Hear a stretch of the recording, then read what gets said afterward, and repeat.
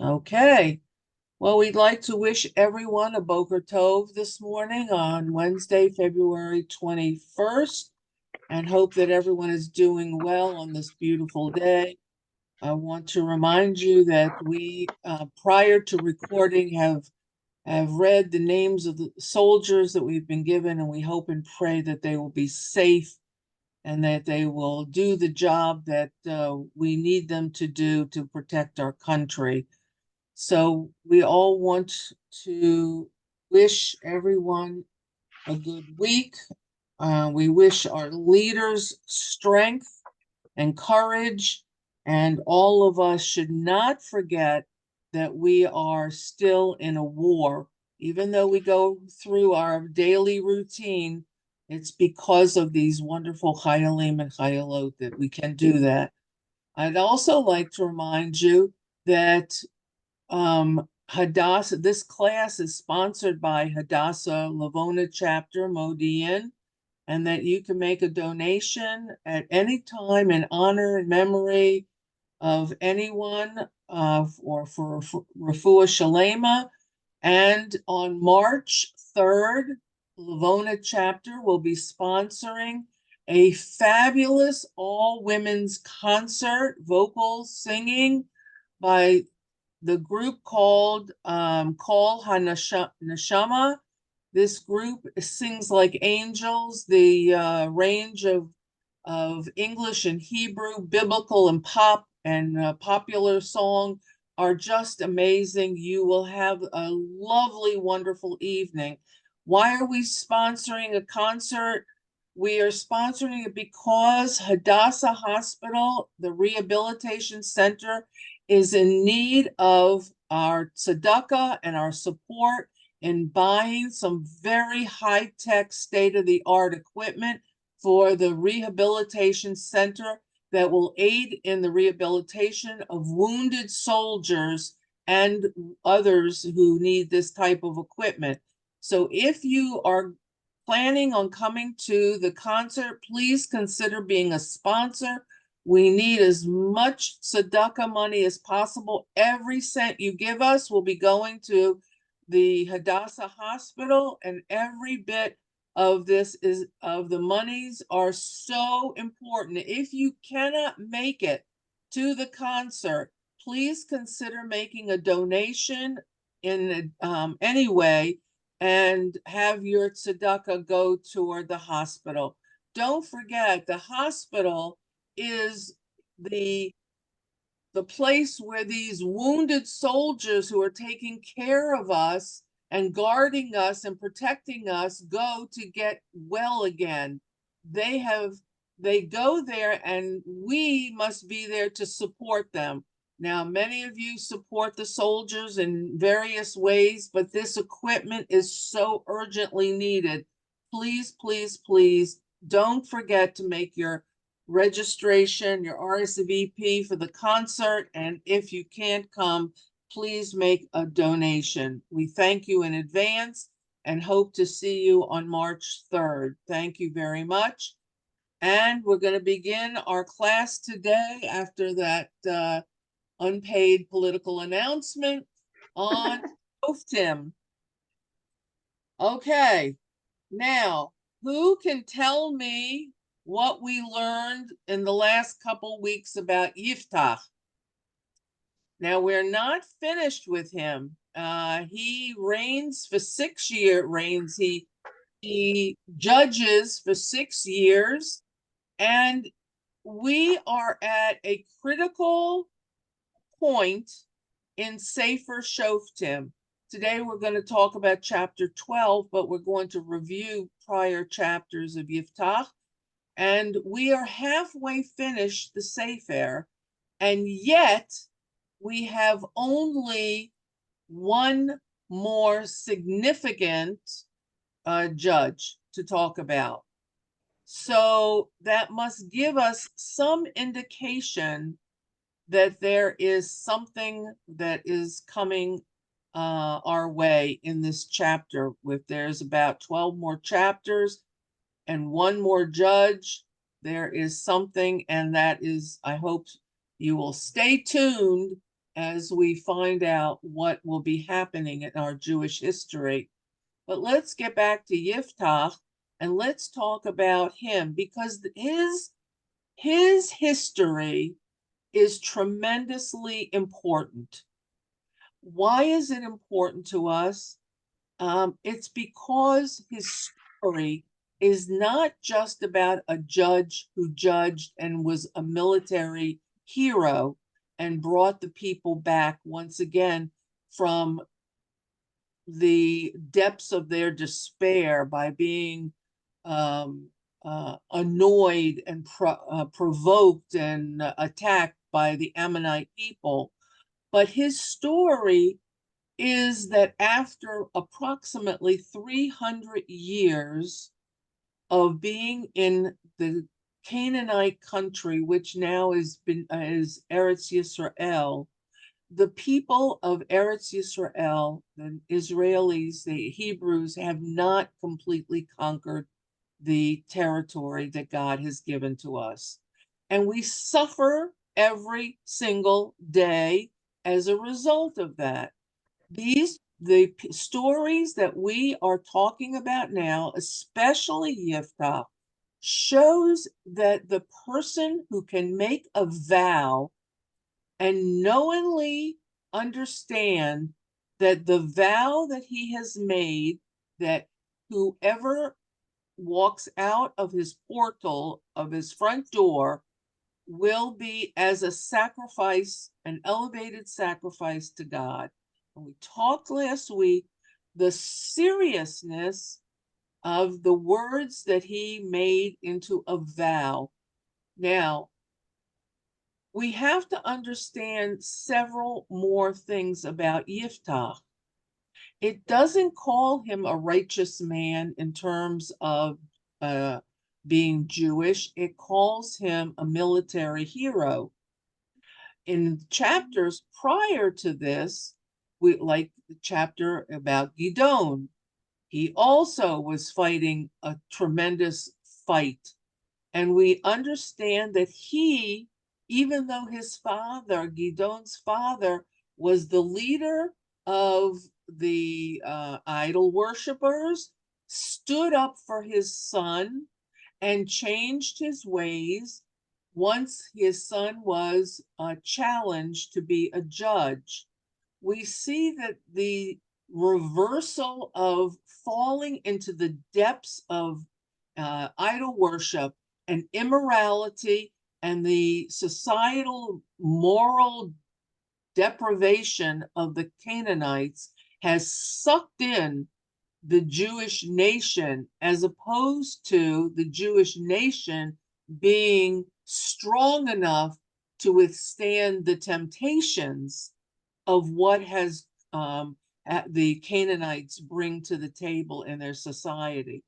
And Yiftach is the example, the epitome of it's okay to make a human sacrifice to God, because that's what all the Canaanites were doing. And he has succumbed to the society of the Canaanites. So we see that his vow to God, he could have been, he could have had it annulled. He did not. Don't forget, there is still a center of Judaism in Shiloh. Remember that when the Israelites came into Canaan, they set up in Shiloh the Mishkan, and the priest, the Kohen Gadol, took charge of the Mishkan. We have not heard about the Shiloh, about the Mishkan, or the Kohanim at all in these stories. And it begs the question to be asked, why not? Where are the religious people who once were very involved with setting up the Shiloh, setting up the center of the nation's religious heart and soul, and we no longer hear from the Kohen Gadol. He could have, Yiftach could have gone to the Kohen, had his vow, his neder, annulled, made null and void, but he didn't. And he loses his only child, his daughter, who comes out to greet him. Now, the story is not over about Yiftach. Excuse me, Rhonda, excuse me, do we know for sure that he sacrificed his daughter, or we assume it? Well, it says in the text, and we're going to read it in a few minutes. It says that he honors his vow. Now there are meforshim, there are commentaries that say, no, he didn't do it. He just separated her from society and kept her locked away. But that's not what the Hebrew text says. So we're going to talk about this very thing because it affects something else we're going to learn today. Okay, so that's a little bit of a review of Yiftach. We know that he is now back in his home city of Gilead because he had made a deal with the elders who had thrown him out of Gilead because he was the son of a harlot, and that when they asked him to come back to fight for them, they Chewie is having a meltdown. They ask him to come back and fight, and he says, okay, but on the condition that you don't throw me out after the war. Just 1 second, Aaron.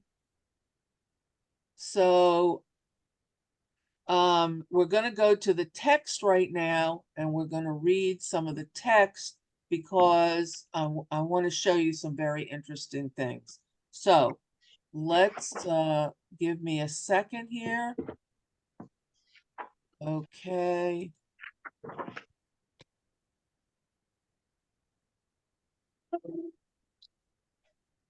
Now, I'm really keen to show you maps, and the area that we're going to talk about today is the area on the east side of the Jordan River. Here is the Jordan. Here's the Kinneret. Here is the Jordan going straight through down to Yam HaMelech. We have Menashe, we have Gad, we have Reuven on the east bank of the Jordan. They're still there, and we have all the other tribes and half of Menashe on the west bank of the Jordan River. Now, just as a review, a little bit, here are all the people we're fighting. Over here, the Philistines, the Amalekites, the Jebusites, the Amorites, the Edomites, the Moabites, and the Ammonites. And up here are the Arameans, and way up here are the people of Ashur, the Syrians. Okay, here's Damascus. Over here is where Lebanon is, and the people of Ashur. Now, what's so interesting is that Yiftach is fighting the Ammonites. They have a significant portion of land in the desert, you see here. And what are they fighting about? They're fighting about water. You see this river? It's called the Yabok River. Do you see that right here? It's a tributary that flows off of the Jordan River. And this river clearly has other smaller tributaries that feed off of it and water in the desert, as you know, water anywhere is critical. And Precious. Yeah. he who holds the water holds the key to life, basically, not only for humans, but for animals and for crops and plants. So this was the area of dispute amongst the Ammonites. Now, yiftach is way up here. We know that he was, I'm going to show you another map. Do you see this one? Yeah.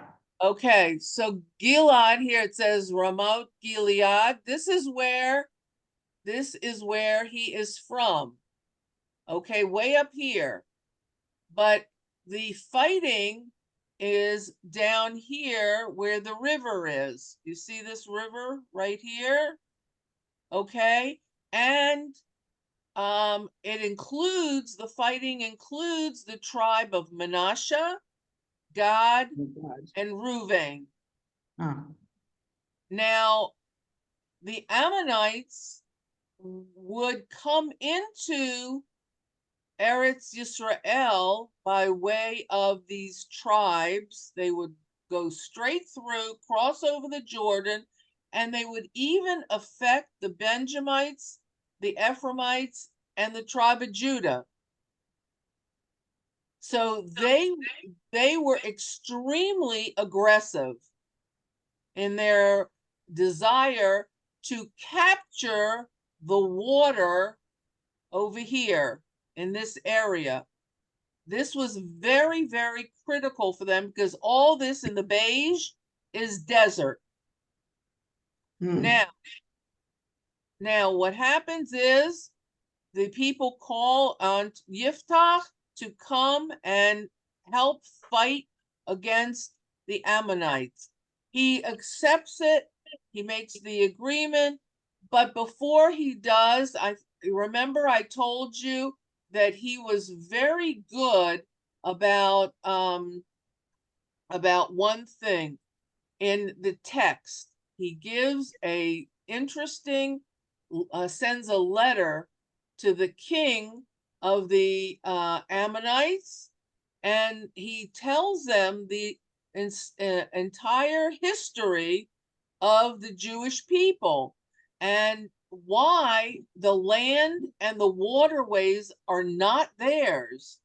Now, I don't think that we read that particular part of Yiftach, so I'm going to go back to chapter 10, and we're going to read that because it's very interesting. It's all that he is saying is quoted in the Torah.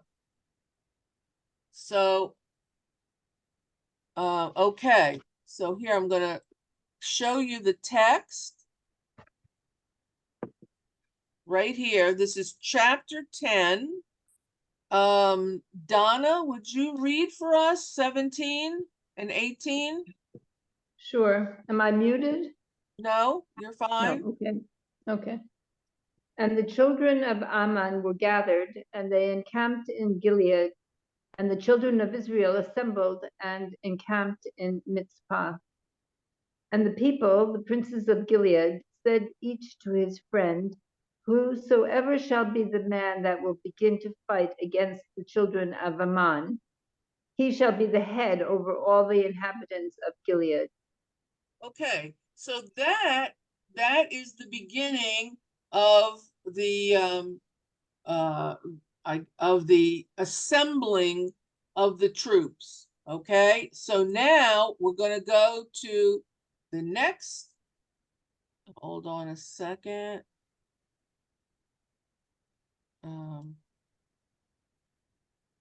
I'm going to try and go to the next part. Chapter 11. Okay, you want to continue? Fine. No. Well, now we're going to go, now that you know that they've assembled, the people of Ammon are assembling, we're going to talk now about that. This is all about the people of Gilad asking Yiftach to come and be their to fight for them. And so let's start here in chapter 11. Go ahead, right here. And Yiftach sent messengers to the king of the children of Ammon, saying, "What is between me and you, that you have come to me to fight in my land?"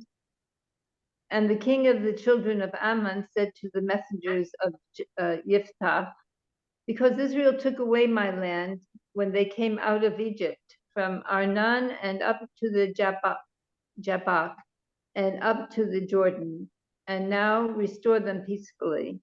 So this is the disputed The area. story, yeah.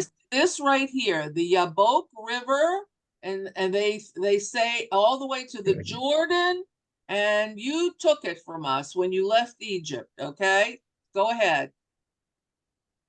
Well, where are we?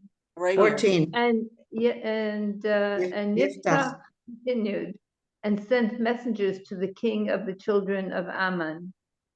And he said to him, "So said Yiftach, Israel did not take the land of Moab and the land of the children of Ammon, because when they came up from Egypt and Israel went through the wilderness up to the Red Sea, and they came to Kadesh, and Israel sent messengers to the king of Edom, saying, 'Let me pass now through your land.' And the king of Edom did not listen.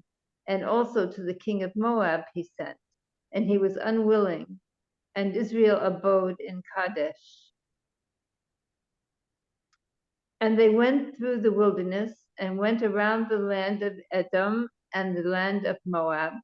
And they came to the east of the land of Moab, and they encamped on the other side of the Arnon. And they did not come within the border of Moab, for the Arnon was the border of Moab. And Israel sent messengers to Sihon, king of the Amorites, the king of Heshbon. And Israel said to him, "Please let us pass through your land up to my place." And Sihon did not trust Israel to pass through his border. And Sihon gathered all his people, and they encamped in Yahaz, and he fought with Israel.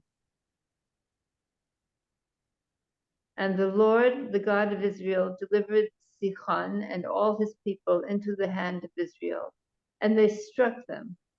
And Israel possessed all the land of the Amorites, the inhabitants of that land.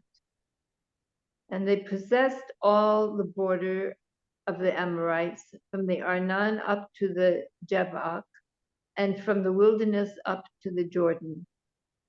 And now the Lord, the God of Israel, has driven out the Amorites from before his people Israel, and you want to possess it? Is it not that which Chemosh, your God, gives you to possess, that you may possess, and all that which the Lord our God has driven out from before us, that we shall possess? And now, are you any better than Balak, the king, the son of Zippor, king of Moab? Did he ever strive with Israel, or did he ever fight against them?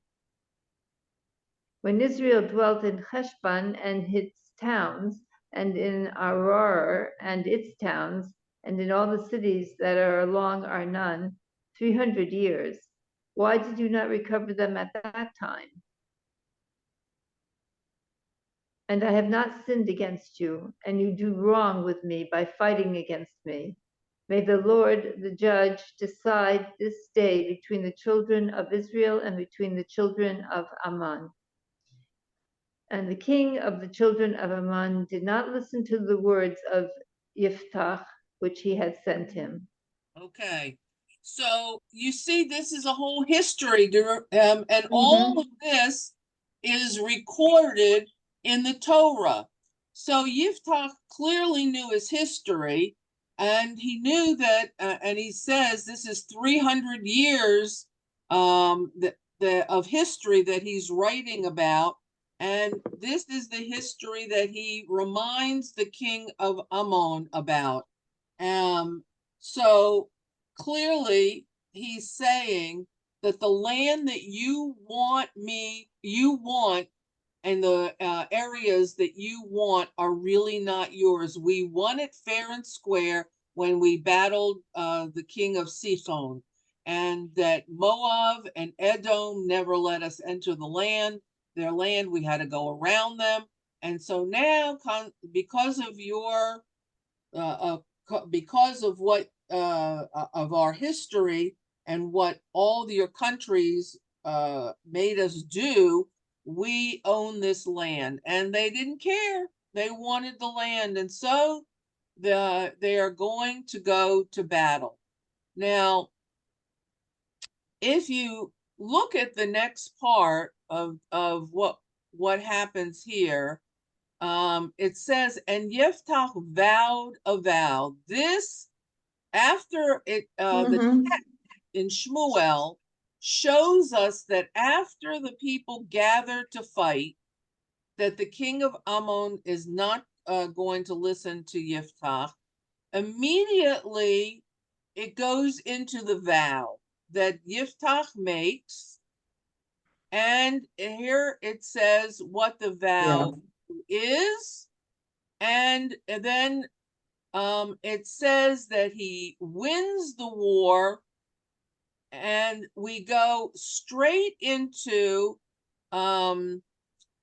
his coming home and the fulfillment of the vow. But this is out of place.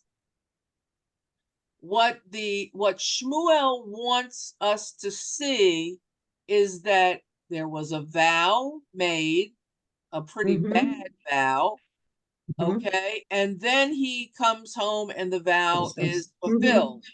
Now, that's not what happened. The historical account is different. Shmuel just wants us to see the connection between the vow, the fighting, coming home, and what happens as a result of this terrible vow. What we're going to learn today will also show what happens, and then we will see where the vow, the fulfillment of the vow really comes after. So Cynthia said, does this actually happen? Is there a fulfillment of this vow?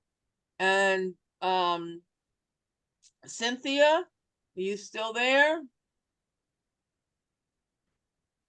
Yes, I am. Okay, here we go. You want to read this? 35. 35.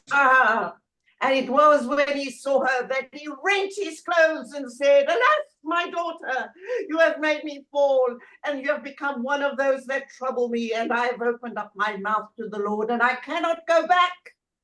And she said to him, my father, you have opened your mouth to the Lord.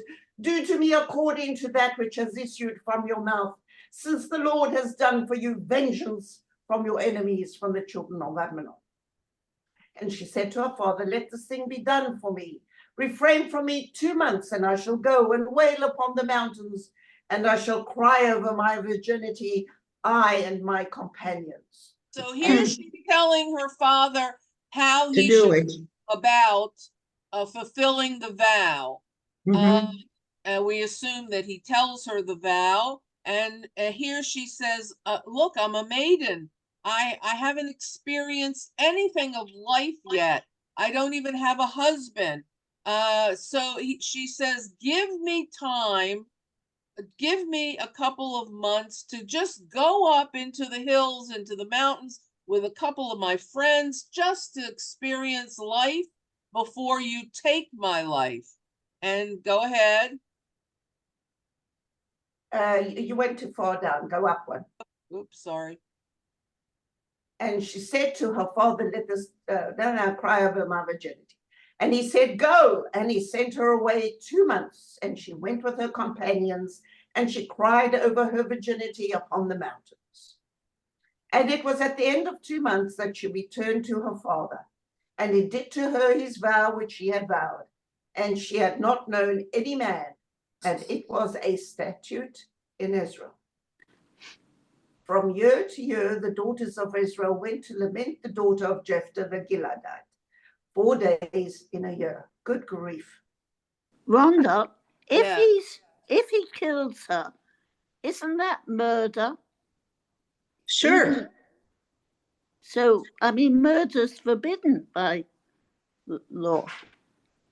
Wasn't murder, it was a sacrifice. It was a sacrifice. Well, And but you can't sacrifice a person. of course you Yeah, can. yes, you can. That is why there are many who say he didn't kill her. That is why there are some commentators who say that there are too many circumstances in Judaism that forbids this. However, last week we talked about the fact that perhaps he had become so involved with the society of Canaan around him that he had taken on the terrible practice of sacrificing children. And so for him, it wasn't considered murder if he had bought into the Canaanite culture. It was a sacrifice to God. Now, he says this is a korban olah, an elevated bond that he's going to give to God of Israel, but he's using the practice of the god Baal of the Canaanites. This is very problematic. And it's this point in the Sefer of Shoftim that we see, let's see here, hold on a second, that we see actually,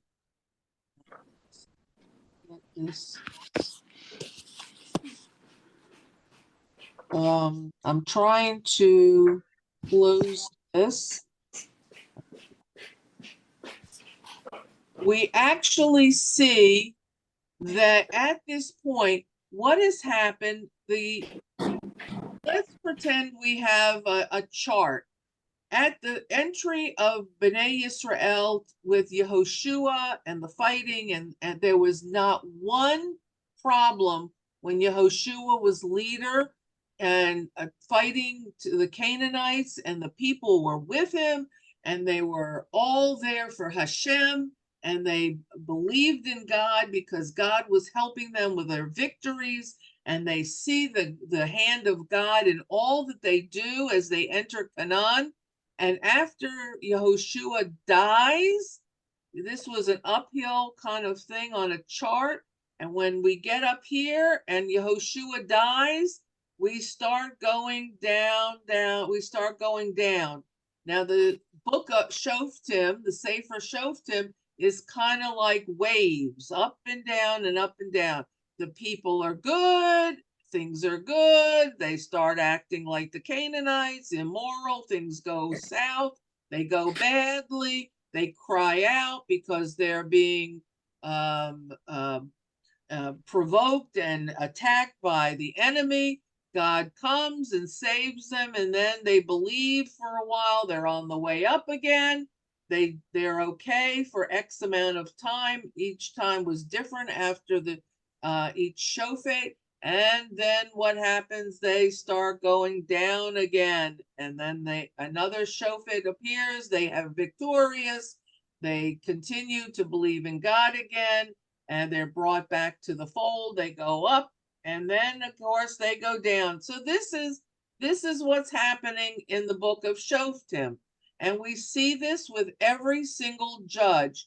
But what I feel we see even more in with this wave of ups and downs and ups and downs, I believe we see less higher going up and being with Hashem and practicing Judaism, and more going down and to the depths of society of the Canaanites, further and further.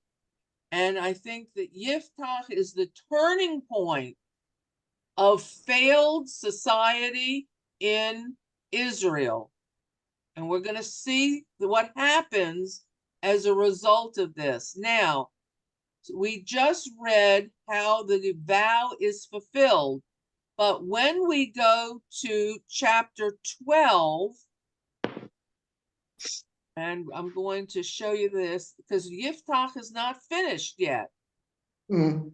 Okay, there's some more to him. Now, when we go to chapter 12, we're going to read what happens. Now, this part of yiftach actually should be put right after the victory of yiftach and the Ammonites, and before he goes home and the vow is fulfilled. So, Zamira, you want to read? This is pasuk 1 of Yiftach Okay, in chapter 12 of Sefer. okay. Go ahead. And the men of Ephraim were gathered and passed to the north, and they said to Yiftach, why did you pass to fight against the children of Ammon? And you did not call us to go with you. Your house we will burn upon you with fire. Well, and Yiftach said to them, I and my people were of great strife with the children of Ammon, and I called you, and you did not save me from their hand. And I saw that you did not save me, and I looked, and I took my life into my hands, and I passed over to the children of Ammon, and the Lord delivered them into my hand. So why have you come up to me this day to fight against me? And Yiftach gathered all the men of Gilead and fought with Ephraim. And the men of Gilead struck Ephraim because the lowest of Ephraim said, of what importance are you, Gileadites, in the midst of Ephraim and in the midst of Manasseh? More? And the Gileadites seized the fords of the Jordan that belonged to Ephraim. And it was that when any of the lowest of Ephraim said, let me go over. And the men of Gilead said to him, are you an Ephraimite? And he said, no. And they said to him, say na shibolet. And he said, shibolet. And he was not prepared to pronounce it properly. And they grabbed him and slaughtered him, oh my God, at the fords of the Jordan. And there fell at that time of Ephraim 42,000. Yikes. Okay. That's a hell of a lot of people. Yes, it is. Go ahead. Just read number 7. Okay. And Yiftach judged Israel 6 years. And Yiftach the Gileadite died and was buried in the city of Gilead. Okay. So here we have something going on here. All right. Now let's go back to our map. Because I think this is very important. Here, let's go here. Can you see it? No, right now, a second Not ago yet? we did. Okay, It went hold away. on. Okay, here. Sorry. Here we go. Okay. You see it now? Yeah. So here is where all this area here is where they were fighting. Yiftach comes down with his men. They're fighting over the river, Yabok and all its tributaries. Here is Ephraim, over here, on the other side. Now, So, Yiftach. Rhonda, why does Ephraim get involved? He's on the other side. That's the question, right? That's a great question. Why do they need to stick their nose into this? They have, well, we actually had a similar situation with Gidon, and I'll talk to you about that in a minute. But let's talk about the situation with Yiftach. So here they're all fighting over here. Ephraim, at the end of the war, when Yiftach is successful, for some reason crosses over here with all these men, and he's at the tributaries of the river. Okay, I can't really see it, but I think this is the river over here. Mhm. And they say, Ephraim says to Yiftach, how come you didn't call us to fight this fight? We would have been there for you. And Yiftach says, I did call on you and you didn't answer. And I was on the battlefield and I couldn't wait any longer. So I went to war without you. Uh-huh. And they said, well, that's not a good enough excuse. We would have been there for you had we heard from you. And Yiftach says, sorry, there's no need to have you become part of this. Let me go home. We're done. And the Ephraimites push him basically against the wall and say, that's an unacceptable answer. So Yiftach, unlike Gidon, and I'll tell you what Gidon did when he was pushed against the wall, Yiftach did not have the same self-confidence and the same strength of conviction that Gidon had, and he says, I don't have to deal with you. If you don't like what I did, that's tough luck. That's too bad. Go home and leave us alone. This is not your business. And they said, oh, yes, it is, because the tributaries from the river come and flow over here into our land. So here are all these Ephraimites, clearly over 42,000 over here on this side. And what happens is that all of the Gileadites, with all the men who are with Yiftach, seize the bridges. They take the bridges, so the Ephraimites cannot leave and go home to the west. And so the text says, what happens? He says, if you wait a second, let me here. Wait a second.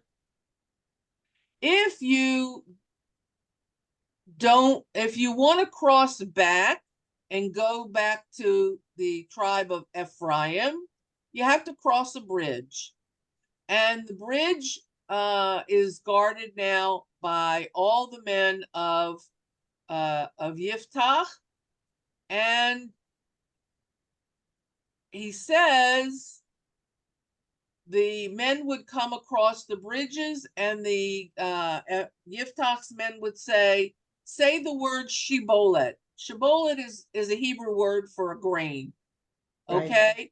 Right. Now, apparently the Ephraimites had a problem saying the sh sound, the shin. They could only say samech, sibolet. So they would know if it was an Ephraimite because they couldn't say shibolet. They could only say sibolet. Wow. And it shows the difference in the Hebrew text of what they could say. So what would happen if they said sibolet? They got killed. And this continued like a major war where Yiftach and his troops kill 42,000 of the people from Ephraim. This is the largest death toll talked about in the entire book of Shoftim. And this is tribe against tribe. Wow. It doesn't get better. Okay. So now my question and my answer is going to be, I'm going to show you again map. A map. Hold on 1 second. I'm sorry. What I'm going to show you is why it is really out of context that the yiftach's people, yiftach's men, were here, I'm gonna just a minute. Okay.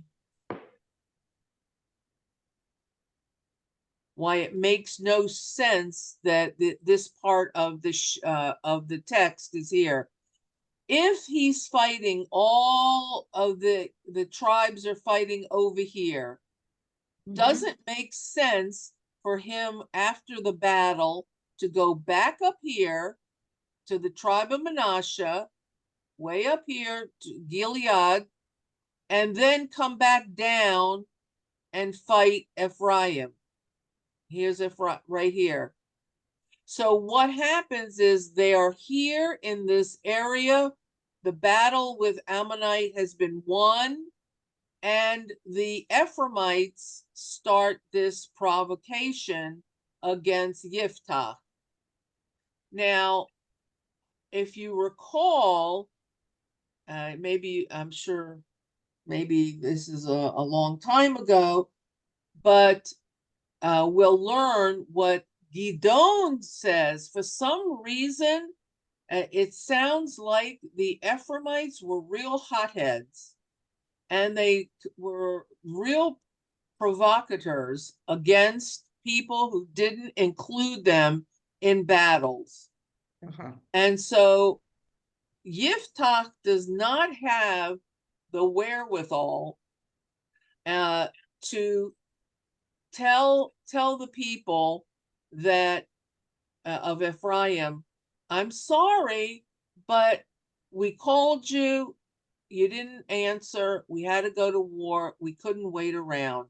Instead, he humiliates them, and he actually creates a terrible strife between the two groups of people, and he continues the war with Ephraim before he goes home to find out that his daughter will greet him at the door.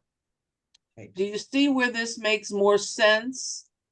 That the battlefield remains even, and that after all of this, he goes home victorious, and that's when the vow is fulfilled.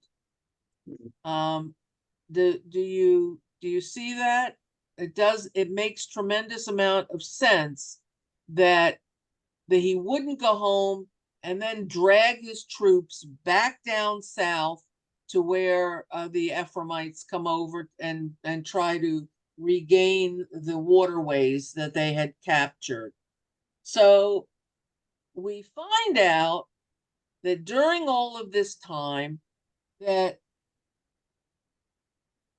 the Ephraimites go through this horrible, horrible slaughter because yiftach has a bad temper.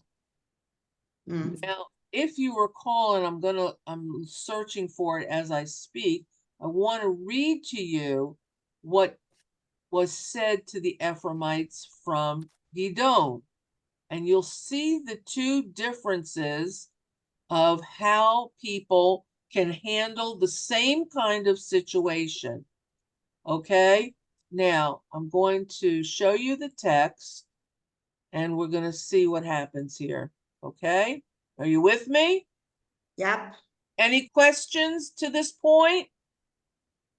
Rhonda, I was wondering, is this the only time that there was such a horrific falling out between two different tribe to tribe? Or, this to me was shocking that this was happening. Are there other times that they were anything like this? You haven't seen anything yet. Well, it's just the beginning then, Rhonda. That's right. Remember when I told you we have great ups, and now we're having tremendous downs? It's not going to get better. Okay. Now, here's the text I'm going to show you. Okay, so here it says chapter 12. Let's Xenia, you want to read here right here? Okay.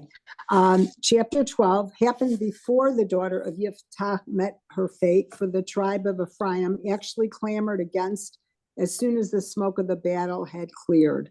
Okay, now here's what happens in Yiftach's time. Okay, this is the Yiftach situation. Go ahead, and this is what they Okay. say. This is the text. Can you see it Okay, all? yeah. Okay. It's a little bit cut off on the right side, but I think I can figure it out. There. Here we go. Yeah. The people of Ephraim were mustered and passed over the Ardain towards the north, and they said to Yiftach, "Why did you traverse the river in order to battle the people of Ammon, while neglecting to summon us to accompany you? We will burn down your house upon you with fire." That's quite the Oh, threat. nice. That, Yeah, well. that you have to say this is not a friendly threat. Okay. Mhm, Now, mhm. now here is what we learn that Gidon does. Okay. Gidon has a victory over the Midianites, if you recall, and in chapter 7 and 8. All right. Now, Okay. here again, okay, Gideon also faced the Ephraimites challenge, and this is how he handles it. Okay, let's Oh. let's see here. Now The- this is how Gidon. We all know Gidon. We read about him. Okay, go ahead, read this. Okay. The men of Ephraim said to him, "What is this thing that you have done to us by not summoning us when you went to fight the Midianites?" Same But he- thing, right? Same Mhm. question. You see, they've Right. asked us, Mhm. there's something about them. They need to be a part of this, and they're offended. Go ahead. "Have I done anything as valiant as you have done now? Are not the gleanings of Ephraim better than the harvest of Abiezer? The Lord has given the Midianite chieftains, Oreb and Zeb, into your hands. What have I done to equal your exploits?" When he said this to them, their anger subsided. Wow, he's a real diplomat. Yes, indeed. He certainly. Do you see the difference in how the same situation is handled and what happens? Uh-huh. That they stopped being angry. That's right. Well, That's he right. complimented them. That's right. He said, "Look what you've done.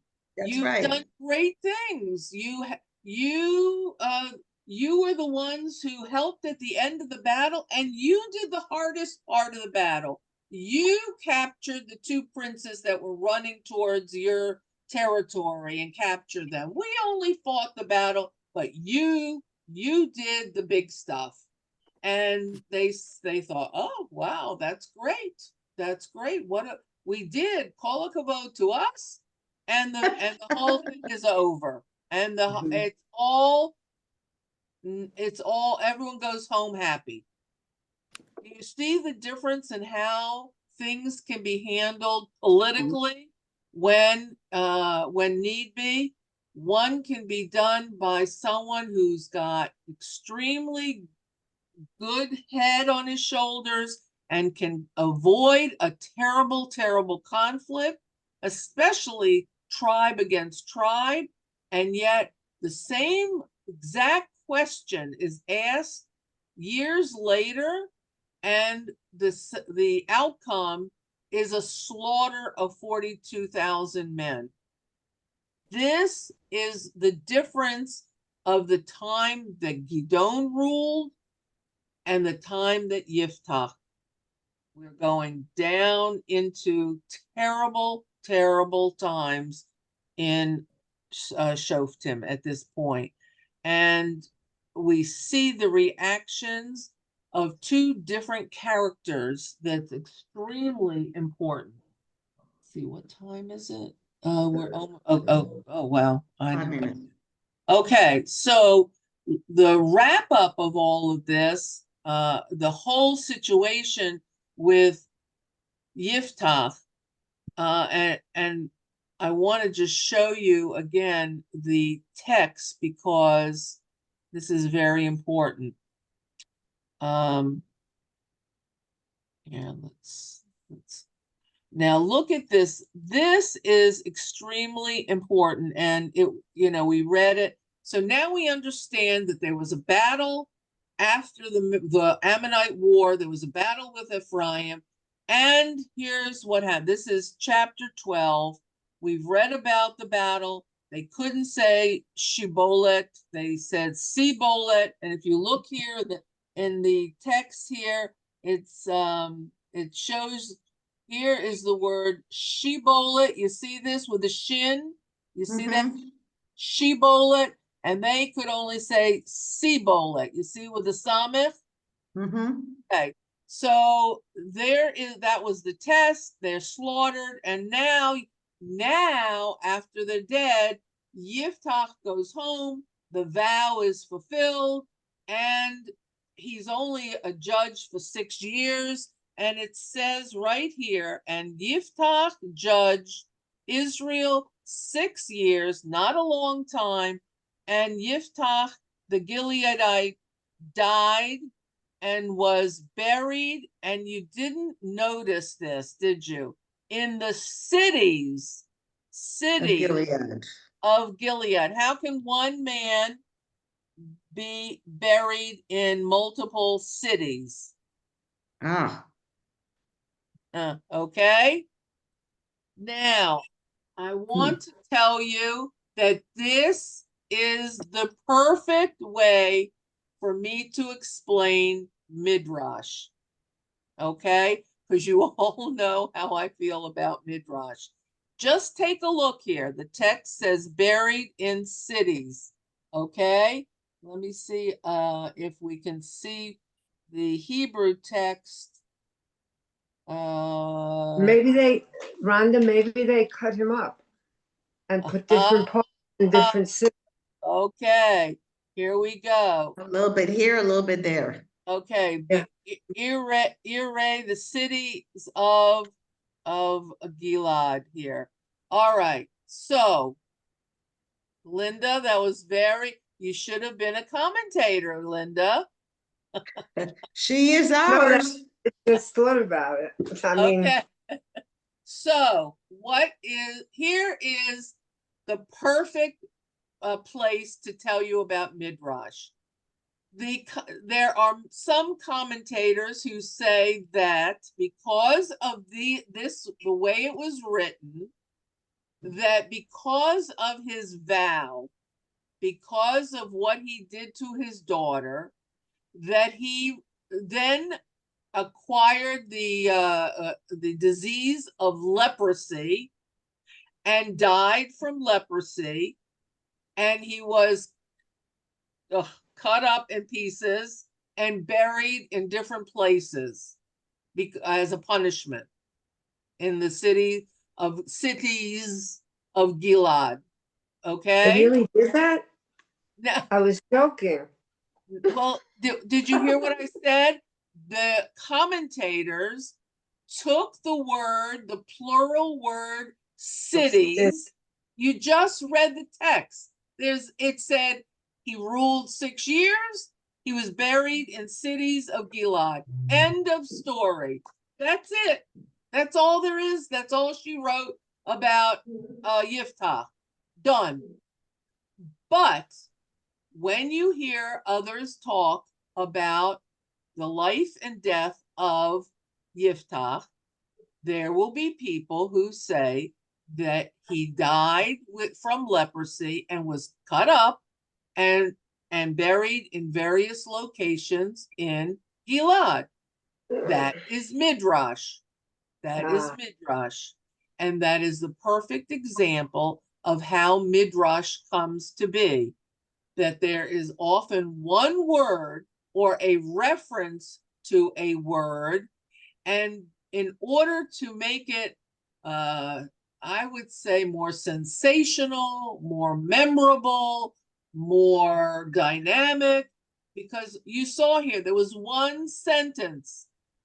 Yiftach judged Israel 6 years. Yiftach died, and he was buried in cities of Gilead. There's nothing else that there in the text. So when you hear anything further about the death and burial of Yiftach, it is Midrash. Midrash. Okay. Okay? And that Mhm. is the end of the judge, the Shofet Yiftach.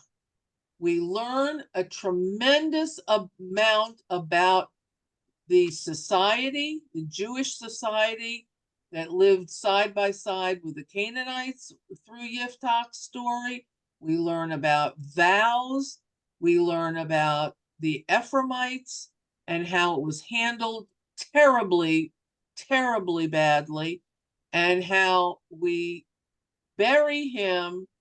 And it's very possible that they didn't really, that Shmuel did not know where they buried him, and he just said it was somewhere in the cities of Gilead in that region. And so consequently, they took the word cities as a indication that parts of him were buried all over because of the vow. Not any text that says that. So, my friends, that is Yiftach, and that is his story. And next week, we will learn about 2 or 3 other very, very short-lived reigns of judges that have absolutely no information. And then we get to Shimshon. Can I ask a question? Yes, of course. Okay, what is there no way that his daughter, like she went up to the mountains, shouldn't she just take off and not come back? Or you're so I don't know, what's the word? You're so honest, you're so Loyal? religious or loyal or whatever the word is, that you come back and you know you're going to be killed? Okay, that's a great question. The fact of the matter is the vow could have been annulled. All Yiftach had to do was go to the Kohen Gadol in Shiloh, Right. and or find a Talmud Chacham, which seems to be a problem at that time, and he could have annulled the vow, but he didn't. Okay, Because do we know why? Well, we just Was spoke it about done? it. He had become part of the Canaanite mentality of killing and offering sacrifices of children. Okay. Okay, it shows us the decline of the Jewish nation. Yeah. Through Yiftach, we learn what is happening to the Jewish people. And well, Ephraim was one of the tribes, and look what they did. Well, they provoked, but Yiftach killed them. He had no trouble killing them. Yeah. He didn't have to. Yeah. So it shows his personality as well as his mental capacity for making peace. And it was impossible. Now, Rhonda, Rhonda. I missed what you'd said shibboleth meant. bullet is a kind of a wheat. Grains. It's a wheat. Wheat. Oh, Grain. Food. a grain. Thank you. Yes. Yeah. Yes, moral of the story is don't make ill-considered vows. Yeah, you should. We talked about this, the seriousness of words last week, and if you haven't watched last week's shir, you should take a look at it, because words are very important. And I'll leave you with a question of why don't we hear from the Kohen Gadol about this situation? Where is the leader? Where are the leaders, the Kohanim in Shiloh at this time during these terrible periods of assimilating into the Canaanite culture? This is a huge problem, and we're going to see it even more in Shimshon. Could I ask you, Rhonda? Yes. Wasn't it Hashem who basically gave the power to a judge, right?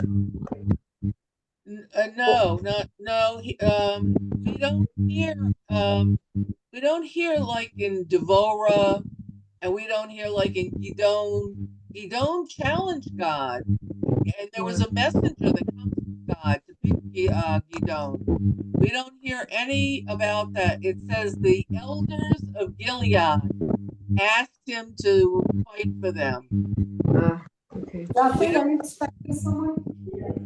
We don't hear anything about God selecting yiftach.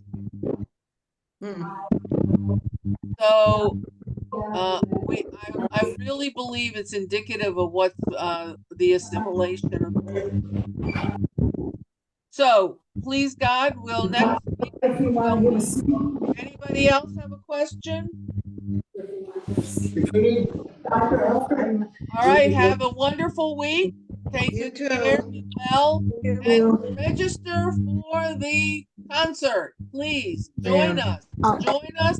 Bring your daughters, your granddaughters, your daughters-in-law, everybody you can to the concert. Thank you, ladies, and have a Okay. good. Thank you. Rhonda, Thank you, can you Rhonda. stay? Yeah. Rhonda, can you Yes. stay on for a minute? I need to talk to you for 1 minute, okay? Oh, okay. Yeah, let me. Okay, thank you. Okay.